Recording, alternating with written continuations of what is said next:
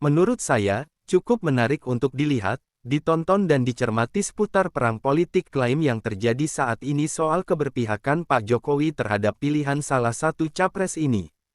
Apakah berpihak kepada Prabowo atau sebaliknya tegak lurus mendukung, memilih dan memenangkan Ganjar sebagai capres penggantinya untuk melanjutkan program-program yang telah dicanangkan dan dijalankan Pak Jokowi selama masa pemerintahannya? Menurut pandangan saya, tentunya Pak Jokowi akan memilih di antara keduanya dengan lebih mengedepankan 5S, yaitu, soal rasa, soal ikatan, soal kebersamaan, soal sejarah masa lalu juga kini dan yang terakhir soal menjaga masa depan Indonesia. Karenanya jika kita membedah satu persatu tentang yang saya sampaikan di atas, tentunya pilihan beliau itu ada di Mas Ganjar Pranowo. Alasannya, simpel dan sangat kuat dan tentunya tidak mengada-ada.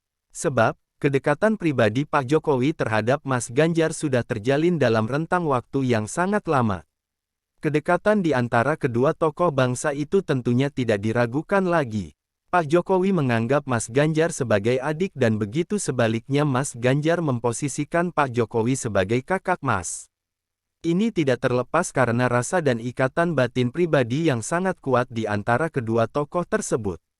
Juga, terbungkus oleh kebersamaan yang sering mereka jalani bersama-sama, baik sebagai putra daerah dan juga sesama kader terbaik PDIP yang berasal dari daerah yang sama.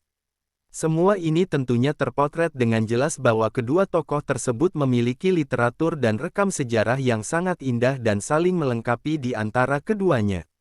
Jika kita membedah kata yang terakhir soal menjaga masa depan Indonesia, tentunya semua para tokoh bangsa akan mengedepankan prinsip dan nilai-nilai nasionalis yang sama sebagai warga negara tanpa ada keraguan lagi. Saya menyampaikan dan membedah hal ini agar publik tahu dan memahami realita histori antara Pak Jokowi dengan Mas Ganjar ini dengan baik dan komprehensif. Di satu sisi kita kemudian memaknai soal klaim politik yang dilakukan sepihak oleh pihak sebelah. Hal ini mereka lakukan tentunya ada dua tujuan yang disasar. Pertama, menciptakan sebuah opini dan persepsi publik di tengah masyarakat yang berujung ramai dipergunjingkan tentang katanya, hati Pak Jokowi lebih dekat kepada Pak Prabowo. Kedua, bagaimana caranya mengambil hati Pak Jokowi agar terpinang dan jatuh hati, tentunya dengan cara-cara yang humanis. Kedua hal ini dilakukan sebagai bagian dari sebuah cara atau strategi dari pihak Pak Prabowo untuk mengambil rasa dan hati Pak Jokowi, namun publik juga mengetahui dan sangat memahami dengan mata terbuka, bahwasanya tidak ada benang merah, sejarah dan literatur yang sama di antara Pak Jokowi dengan Pak Prabowo.